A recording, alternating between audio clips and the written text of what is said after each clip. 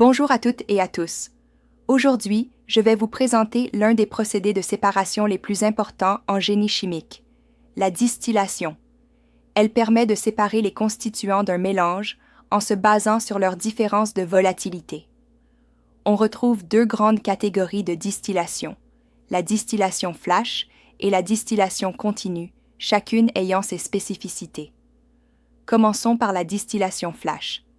Elle consiste à vaporiser partiellement un liquide, puis à séparer les phases liquide et vapeur dans un tambour, appelé flash drum. Trois modes de fonctionnement existent, en mode isotherme, en mode adiabatique, et enfin en condensation partielle.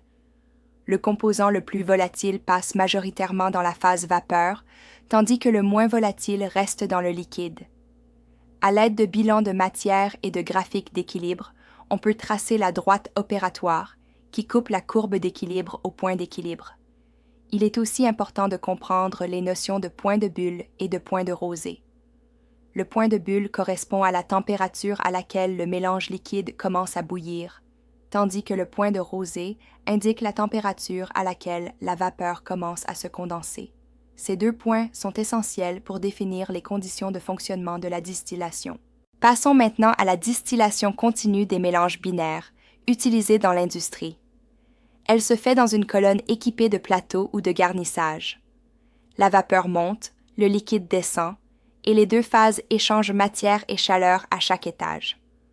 On distingue deux zones, la zone d'enrichissement au-dessus du point d'alimentation, où l'on récupère le produit léger, et la zone d'épuisement en dessous, où l'on concentre le produit lourd. Le taux de reflux, défini comme le rapport entre le liquide renvoyé dans la colonne et le produit extrait, joue un rôle clé dans l'efficacité de séparation.